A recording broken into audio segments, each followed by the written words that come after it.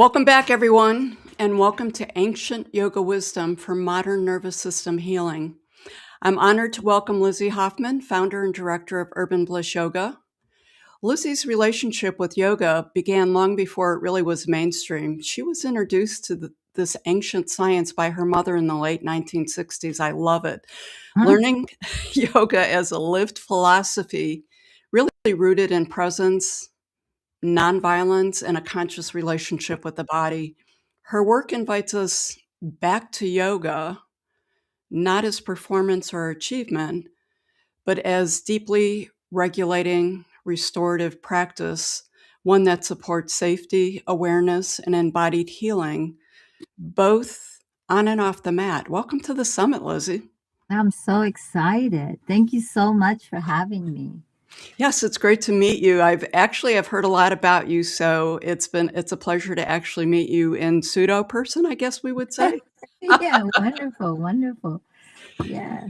So, Lizzy, long before neuroscience had language for it, ancient practices like yoga understood that connection between body and mind.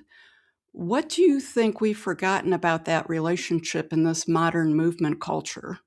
I think that that question is a beautiful question, and I've written a little notes about it because it's super important to have that conversation. It's a necessary conversation because I think that what the modern movement culture has really forgotten or largely forgotten is the word relationship. It's relationship to the body itself, relationship to your environment, relationship to everything around you. Like our ancient wisdom or the ancient practices, we're not separate. We're whole within this whole grand structure, right? There's nothing that separates us from anything. We are all that one thing. And so in these modern practices, I think that the relationship itself, like the body as an object to optimize and to fix or to burn out or to display, right? It, in in our practices, we look at it as a living, sensing intelligence that's in constant dialogue with the mind, the body, the breath, and your environment. I love that. In your experience, when yoga is approached as a tool for regulation rather than an achievement, what changes in how people experience their bodies both on and off the mat? Well, when we look at yoga as a regulating tool, right, and it's um, the body shifts from being something to work on and something to listen to. That single change alters how people experience themselves in practice and how they move through the world. So, what tends to change on the mat, sensation becomes information, right? It's not a test, it's not a judgment. Instead of asking how deep can I go in this pose or how good do I look in this shape, the question becomes what's happening to me right now. What am I sensing? What am I feeling? And that's part of that relationship that I was talking about, right? Breath leads instead of obeys. Your breath is lead, right? And Yeah. so it's your breath is no longer forced to match a certain shape. Our breath is a feedback loop, right? So the breath starts to, if the breath shortens, then people start to pause, or if the breath is giving them information, we begin to listen. It's there's a balance. Effort and balance are effort and rest are balanced. There's so many things that happen, and I could talk about it so much. I'm so excited to talk about it. But rest stops being something that's earned after effort, Okay. right? Comparison drops away. Achievement relies on usually achievement relies on external things, right? Achievement relies on external reference points. Regulation draws attention inward, and the room fades, the inner landscape becomes a primary place to be, and people feel less watched and more present. Um, so that would be on the mat. But what about off the mat? Off the mat, the body is trusted as a guide. I think that, in yoga, we talk about a lot of things that it's information, like the gunas are information, all these, the doshas are information, all these things that we're super familiar with in yoga are information.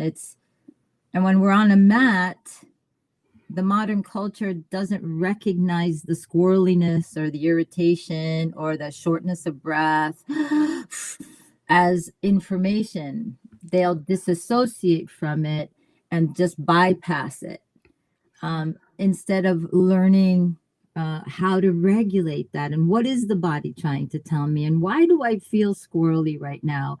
Oh, it reactivity starts to decrease, right? When we understand how we can regulate ourselves. We learn about our own interoceptive qualities that are innate, but because of the culture we live in, we don't listen to our hunger. We don't listen to our thirst. We don't listen to when we want to rest, because all of that is, oh, I'll sleep when I die. How many times have I heard that? I'm like, come on, rest is so necessary, and we are dismissing the signals of the body for this achievement. And where does that lead us? So I think that I've always said to my students and everyone around me is, the body speaks to us through sensation and not through sentences. And so we really need to have, or we're not talking to somebody like, this is what you have to do. It's innate in us. And when we start to listen and have that relationship with the body, that's what yoga is all about. It's like, how do I want to feel? Not how am I supposed to feel? If a client comes to me in a therapy session, that's the first thing I ask is, so what's going on? How do you want to feel today? And they're just like, I don't know, because they don't know. And I could relate to that. yeah, I'm not being glib about it. It's just because we haven't really anchored ourselves into the felt sense of safety, the felt sense of joy. And these are the things that yoga really wants us to explore, because they're so far apart from us right now. I agree, and I'm actually that person that you just described. So to build on that a little bit, for people who are used to that fitness-based yoga, what feels most different when they experience a trauma-aware yoga for the first time? Again, here's somebody that is super, and there is absolutely nothing wrong with that. We're brought in, we're in a society that is super, I got to see it, I got to feel it, I got to achieve this is where I go, I'm goal oriented, my body has to look this way. So we're living in a story tale, right? We're living in this story tale constantly. We're conditioned to do that. But when somebody, and I love fitness, I work out every day, I do, but I approach it in a little bit different way.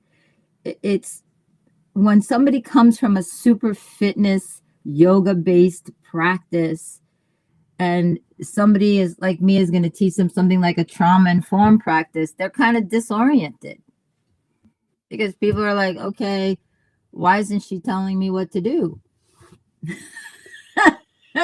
how come she's not telling me where I should feel it? Or how come why isn't she telling me it's disorienting to somebody like that, to an individual that is used to being told what to do. And in a trauma lens, or in a yoga therapeutic lens, I'm inviting you to feel something, because I have no idea what you're going to feel in that shape. I could suggest, slowness, maybe going a little slower. That might activate someone's irritability, going slower. holding a pose, that also might set some triggers off for somebody. It's not fast enough for me. Well, why can't we slow down a little bit? Is there a reason why we can't? And all of that, it brings up so much more of, I want to do more. I want to hit it harder. I want that no pain, no gain idea. And so it's kind of like, not only is it disorienting, but it's a conflict with a belief system. Okay. And it's surprisingly uncomfortable for some people,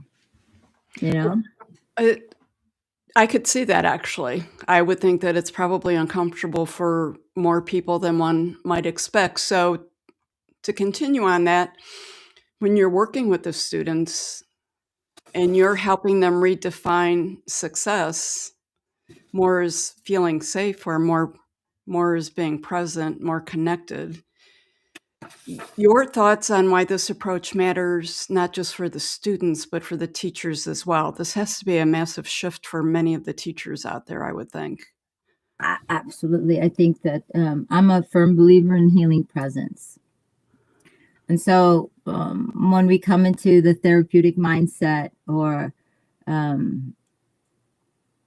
if I can't feel safe and regulated as a facilitator, you're not going to feel regulated and safe as a student or someone, or as a client. It's dysregulating it could be dysregulating for a teacher that has learned how to give super dogmatic directives, as in, and I grew up like that. I was, my teachers were super dogmatic with us. It was like, you have to put this right foot forward, and this is how it is, and your leg goes over your head.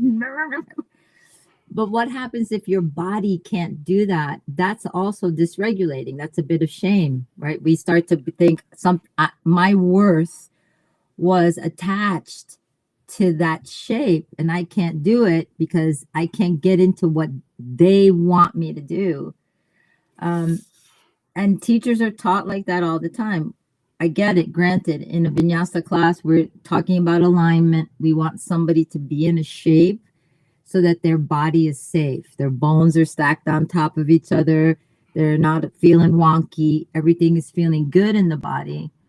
But that teacher might want to start to offer some more directives, such as, if it feels comfortable for you, maybe bring your left hip a little bit further forward.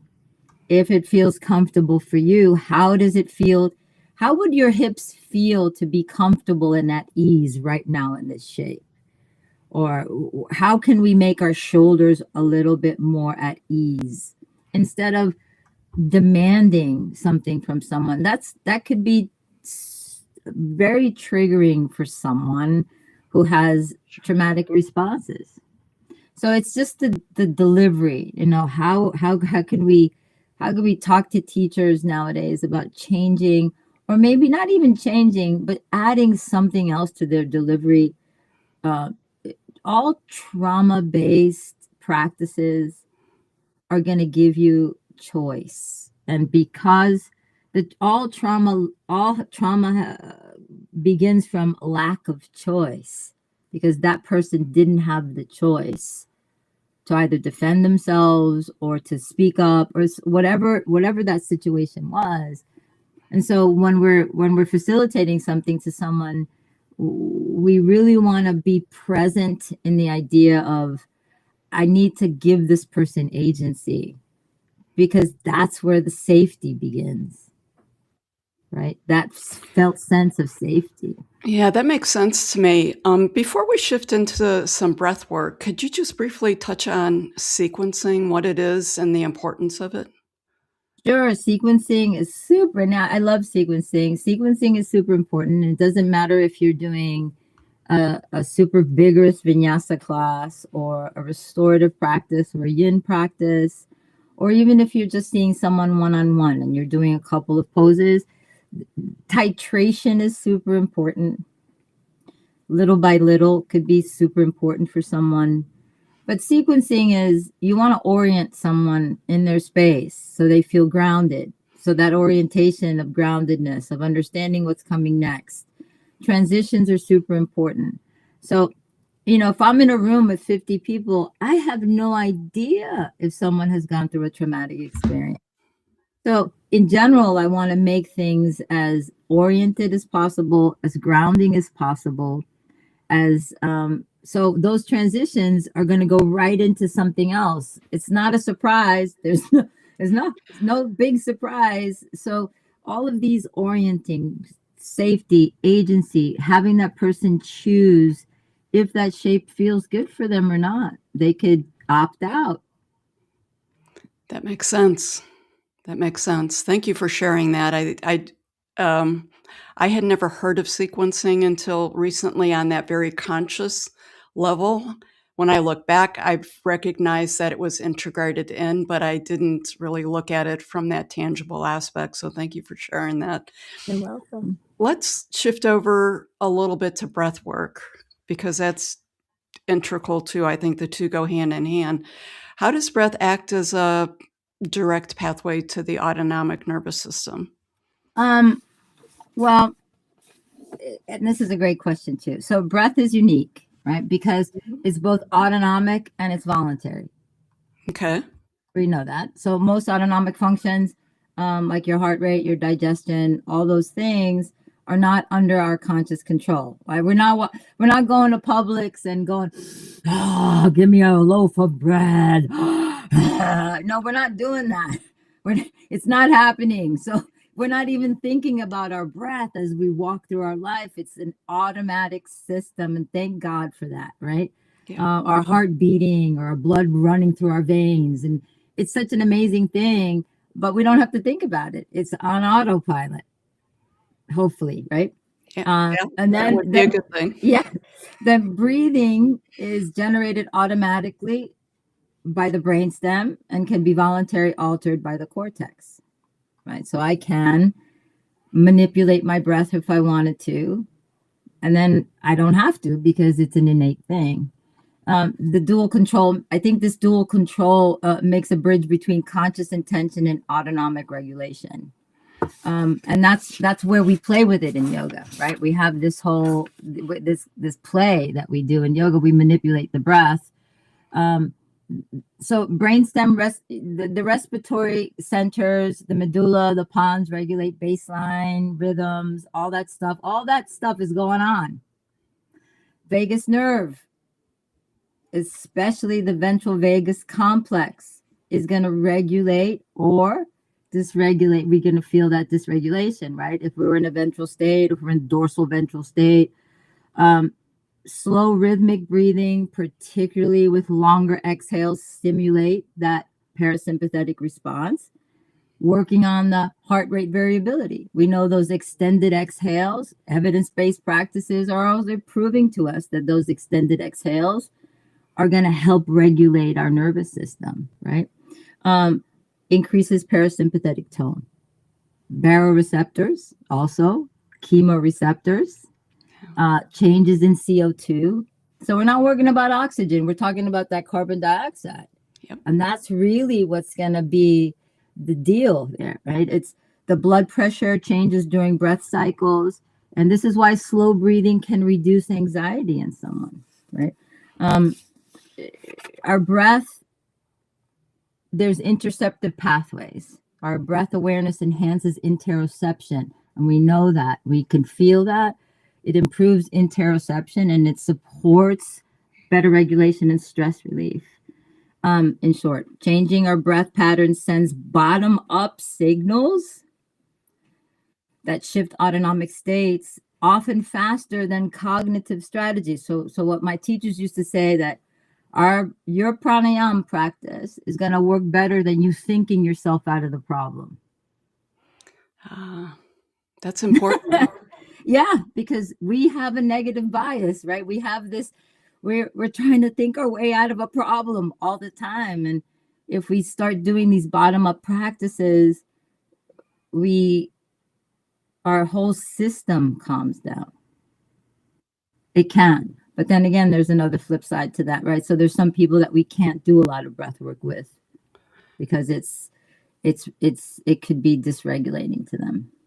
So, yeah, that was my question. Do people react differently to this? Obviously. Absolutely. Okay. Absolutely. Individuals can react super hypervigilantly if it's a trigger. So we don't push a pranayama practice on someone.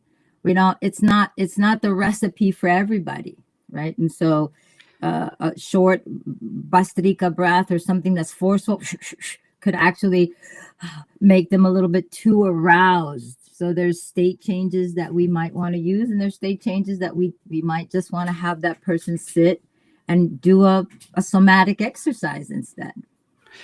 Well, that makes actually, when you said that, that makes a lot of sense to me, where I could see where that could go either way. Would you be open to do a little breath exercise with the audience out there? Sure, sure. I think I had one. I want to think about so remember, the breath practice is optional. So I always would say to somebody, if that's Willow. Hey, Willow. Sorry. A regulation can happen without manipulating. So I always have, if someone's open to having a breath exercise, I'll have someone sit at the tip of the chair with their feet grounded into the floor. I don't like, and this is not only a personal preference, but I won't hold someone's breath. I have no idea what would happen unless you're safe and regulated. I won't do retention breath. I won't do box breathing. I won't do any of those breaths because that could be dysregulating to somebody. Okay. And I would have someone sit at the tip of the chair and place their feet firmly on the ground, maybe palms on their thighs, and just start to notice the inhales and the exhales without trying to change it at all. And feeling, trying to have this felt sense of groundedness, hands on body is a little safety, and just notice the inhales and exhales. And I would also suggest after a couple of breaths in, if they could notice if there's a pause at the exhale and what happens in that pause, but just continue breath. So it's an observation of breath, the witnessing of your breath without trying to manipulate it at all. That witnessing of breath is actually, for me, one of the most powerful breathing practices in the beginning, because it's agency. I'm trying to give you agency and trying to just observe and be the witness of what your breath feels like in your form. What does it feel like? Where does it go? Does it have a color associated with it? Does it have a texture? Does it stop anywhere? And how does it make you feel? And then I would continue that for a couple of minutes. Okay.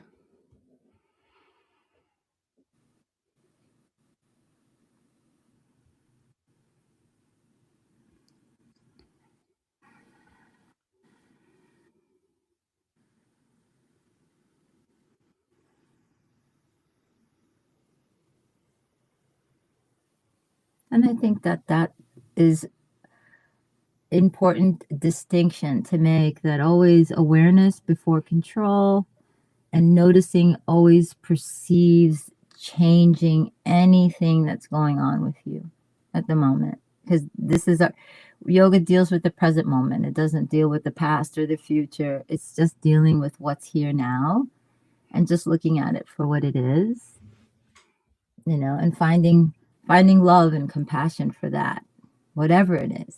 That's beautiful. I appreciate that. You're welcome.